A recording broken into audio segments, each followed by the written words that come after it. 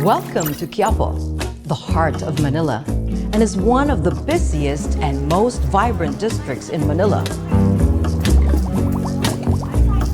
At the heart of this bustling neighborhood lies a place of deep devotion, the Quiapo Church.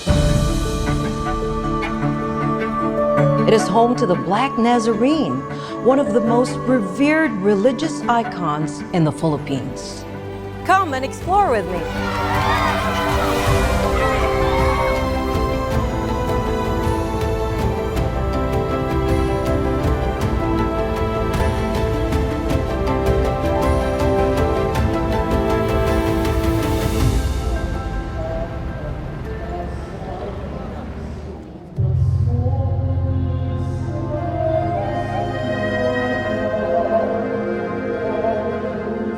Sitting here in front of the altar is so special.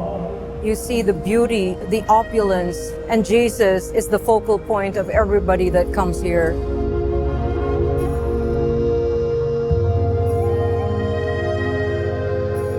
Seeing him makes everyone who go through struggles and challenges be reminded that he is the one gone through it himself. So he can actually connect with everyone and everyone can ask for help. So people here come knowing that they would be able to find help in the Lord.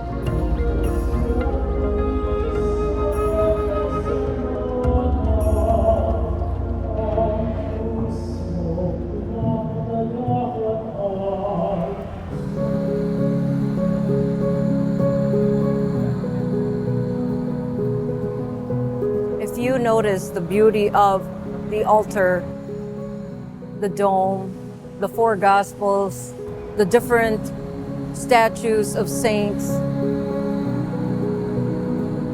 Everything makes one feel that all the saints are with them. It's a special feeling that you know you are in the presence of a loving God.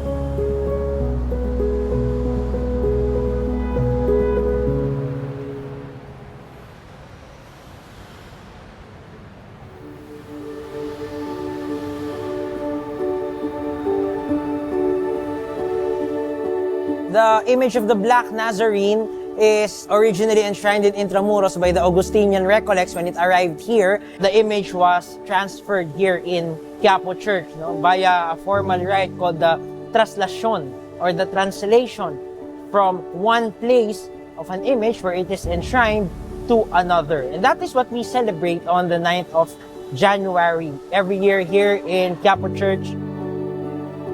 The Feast of the Black Nazarene, or the Translation as it was known, now we recognize the entirety of the devotion. That's why we call it now the Pista ng Nazareno. Manalangin tayo.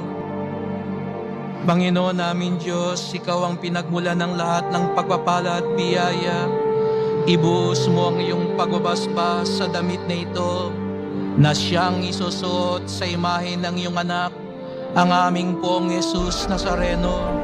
Is something that takes very, very long hours, days, weeks, and months of preparation. Ang kulay nito ay paalala ng kanyang dakilang pag-ibig sa amin, nang inialay niya ang kanyang sarili sa krus. So this is our expression of our faith and devotion, that our gesture of respect would be given towards the image, but not exactly the literal image, but to that whom the image represents. Kissing, touching the images is for us an experience of being able to kiss and touch our Lord as we offer our prayers and our hopes and our thanksgiving to Him.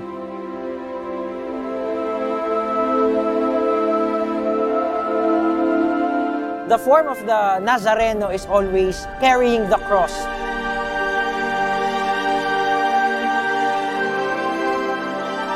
And rising after having fallen down. And I guess this is where the close relationship exists. We also see the Christ who rises up, which is a very symbolic reminder of our lives, mired by problems, crisis, and yet, no matter how many times we fall, we fail, we also rise up, and we are raised by the Christ who rises and looks toward the road ahead, looks toward the Father, guided by Him as we also look ahead and look to the Father.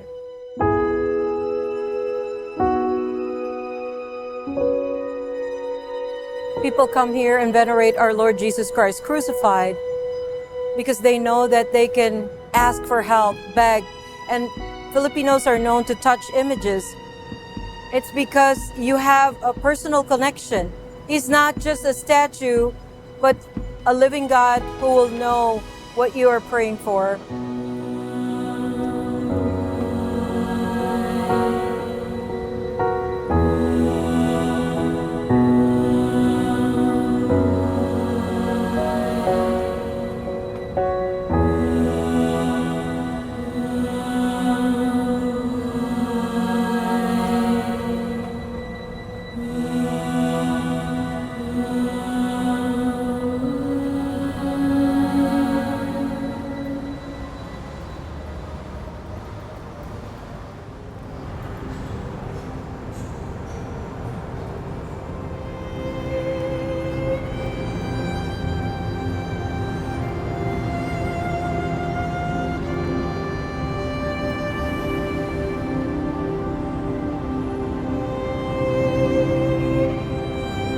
Here in Quiapo Church, we also have the devotion to the Blessed Mother called Nuestra Señora de la Buena Hora, or Our Lady of the Good Hour. We might have different names for our Blessed Mother, but it is the same Mother of Christ. So everybody comes here consoled that they can run to our Lord Jesus Christ and His Mother, the Mother of all, our Blessed Mother.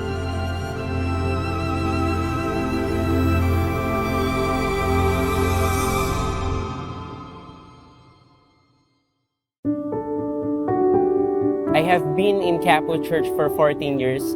I started when I was in grade 3 from the children's ministry and now to the youth ministry. The things that inspires me to stay in the church is that we as a youth, we look for something that feels us home. We also have different opportunities there for our spiritual, personal, and holistic growth. It is also about evangelization, catechism about the life, the passion, and the death, also the resurrection of our Lord Jesus Christ. And that fills me, I belong to the church. We are involved in different events like Translation and Sanakulo, and for the whole year youth events. We are the youth that voices for them, and then we conduct events for the youth. I was just a high school student that time, and I saw these kids playing theater, so I was inspired by them to serve God. And by then, I was proceed to be a leader for them. And now I am one of their leaders that is currently serving them through the year.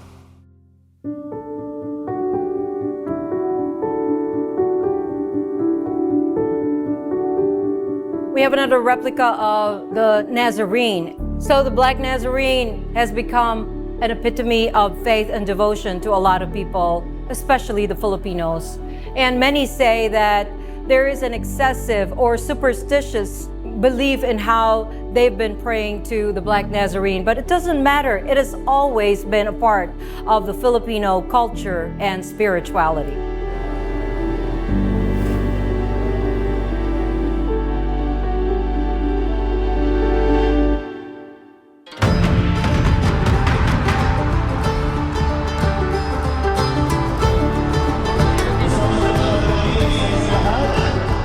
The annual procession, known as the Translación, is a significant event in the Catholic calendar in the Philippines.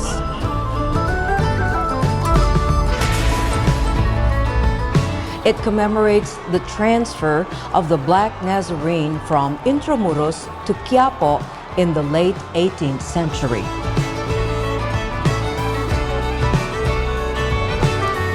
It is one of the largest and most intense religious events in the world.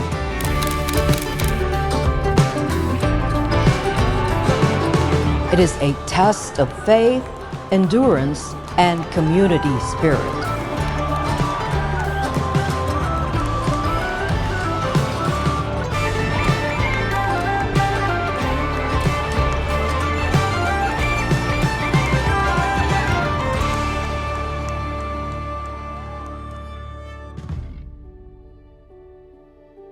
And that is the very popular Translacion procession, where millions of people would gather just to have an opportunity to touch the rope and even touch the image of the Black Nazarene, because they believe sacrifice, devotion, and fervor would help them receive the petitions they are praying for.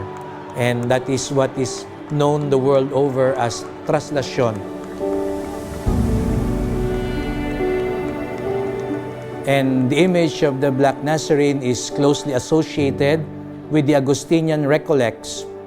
They came to the Philippines in 1606, and in 1650, Pope Innocent X himself issued a decree recognizing the presence of the devotion of the Filipino people to the Black Nazarene. At alang-alang sa pagpapagawa sa inyong Panginoon, tulungan nawa kayo sa pamamagitan ng biyaya ng Espiritu Santo. Amen. Friday is called Quiapo Day, the day of the Black Nazarene, and the church would have 16 masses every hour so that we could accommodate all the pilgrims and devotees of the Black Nazarene. So for the past almost 400 years, the devotion to the Black Nazarene is alive in the Philippines and in Quiapo for the past 200 years. And people believe that miracles, prayers are answered. That is why they always come back. That's why there is in our language a saying, walang hanggang pasasalamat. That means forever grateful, because they come here thanking our Lord Jesus, the Black Nazarene, for the guidance, the strength, the comfort, and consolation, especially as they undergo difficult times. So that we would say is the historical development of the devotion to the Black Nazarene.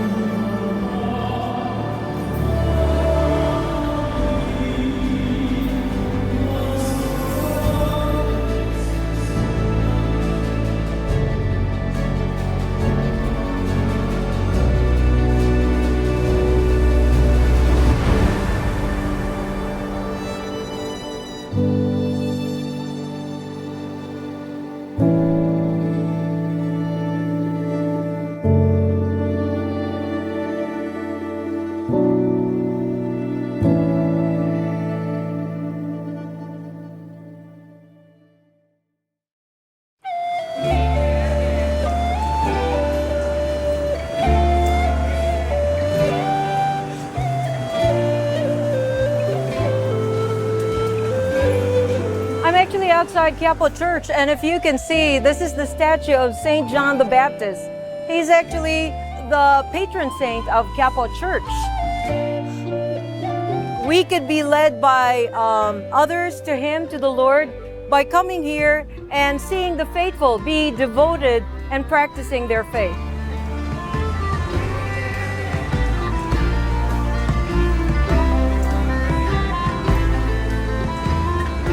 The Black Nazarene has become a cultural icon in the Philippines, and his image can be seen in all kinds of merchandise sold in Quiapo.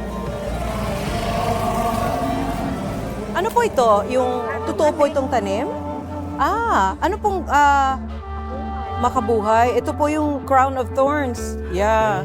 Outside of the Quiapo Church, they have a lot of merchandise, from candles to crosses and statues. And this is so unique. It's an actual plant that simulates the crown of thorns. So let's explore more.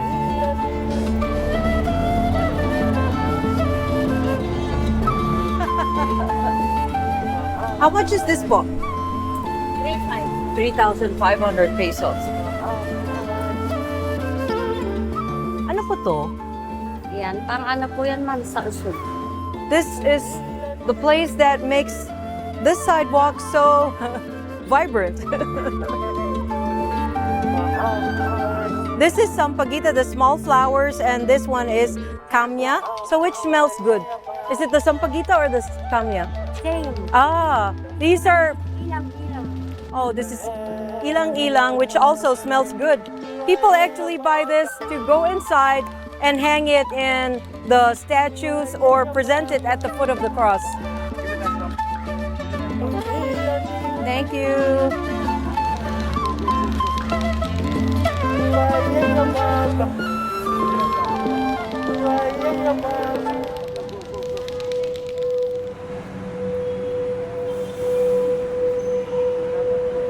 Ako po si Noli Larina. Ang nangyari po sa akin ay nagkaroon po ako ng karamdaman na napakalubha. Nagkaroon ako ng finding sa akin ng doktor is liver cirrhosis. Napanay kami punta ng doktor, yung doktor lang ng doktor, binigyan po ako ng mga gamot. Ay, iba na ulit, parang ano pa rin, hindi pa rin may epekto. Pray ako ng pray, sabi ko ganyan, Lord, bigyan mo kong pagkakataon na ipakita ko sa iyo na ako'y nagbago ng lahat. Pinagsasihan ko ng aking mga kasalanan. Ito nung mga ng araw, umuki yung kalagayan ko. And then, sabi kong ganyan na yung pinangako ko kay Lord, kailangan tutuparin ko. So, dito po ako nakakuha ng comfort sa ating mahal na pong Nazareno. Bilang siya po yung naging sandigan, siya po yung alam kong siya ang magpapagaling sa akin ng lubusan. Kaya po, napakalaking bless ko kay Nazareno na nakilala ko sa buong buhay ko. Kaya po ngayon, palagi ko pong ninalagay sa aking sarili na palagi natin dalahin ang tiwala natin sa Panginoon. Huwag natin paalisin lagi. Anyan palagi natin, bigyan natin lahat ng kalooban natin sa ating mahal na Panginoon. Kahit saan man tayong dako ng mundo, saan dako ng lugar, Lord pa rin, nandyan tayo sa atin. I-surrender mo lang yung sarili kung ano ka. Walang dalawang isip na kung ano man ang ibigay mo lahat sa Kanya at lahat ay ibibigay niya sa iyo.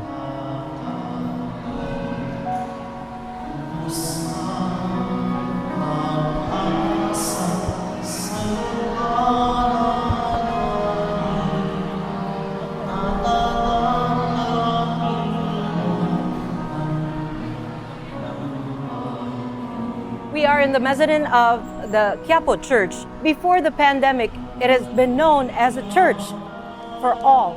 Even non-Catholics have been accepted here when people were lost, when people didn't have a place to sleep, when they didn't have anybody to go to. This church was welcoming to all. And if you notice, everything points at the Lord. When they come in, they see the Lord at the altar saying, I have also suffered and I'm here to help you with your sufferings. Isn't that beautiful? This is what the Lord commanded us with the Great Commission, and this church is true to its vision and statement of doing so.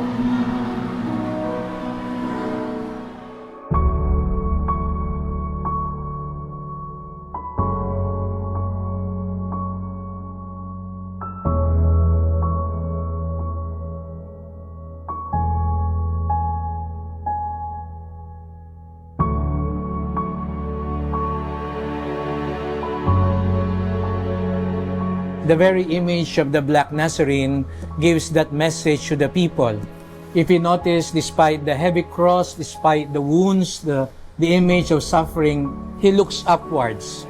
And that is a sign to suffering people that in the midst of all the pain and hurt, we look up to God, who is our consolation, our strength, our hope, and our joy.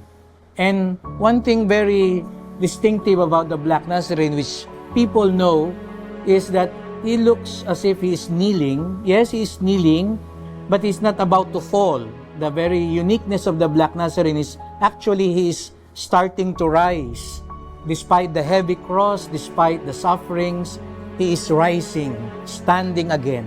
And that is the message to the devotees, that no heaviness, no ordeal can bring us down forever. But like the Black Nazarene, we will rise again. We will continue our journey because He will never abandon us. He is always with us. And that is what I believe, what every devotee brings home, that despite the heaviness they feel, they know someone is with them, carrying the cross with them, helping them look to the Father, asking for help, and more importantly, helping them rise again, that they could continue their journey no matter what they are facing in life. And that is the very consolation and miracle and strength that comes from the Black Nazarene. He is the image of hope. Just seeing the way he is gives hope to a lot of people. Yes, a message that to every devotee, when you are carrying the cross, just look up and find the strength to get up because God is with us. I was diagnosed 2013, breast cancer, stage 3C.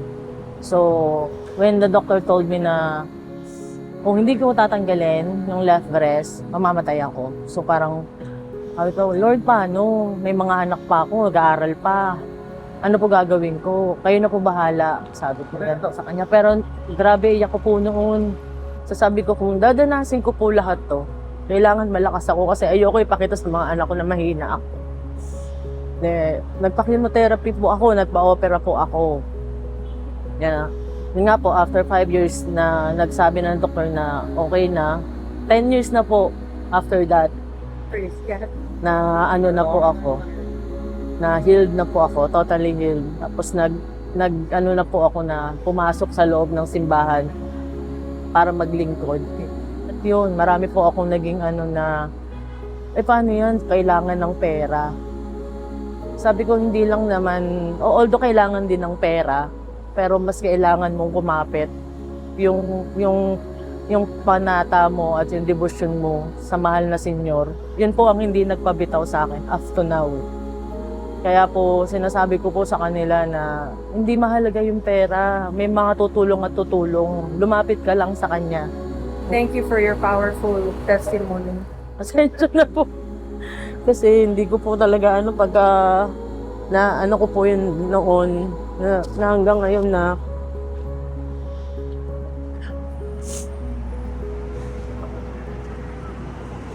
The Quiapo Church and the Black Nazarene are not just symbols of faith, but of hope, resilience, and unity. They remind us that in the midst of our struggles and challenges, we can find strength and comfort in our beliefs and in each other.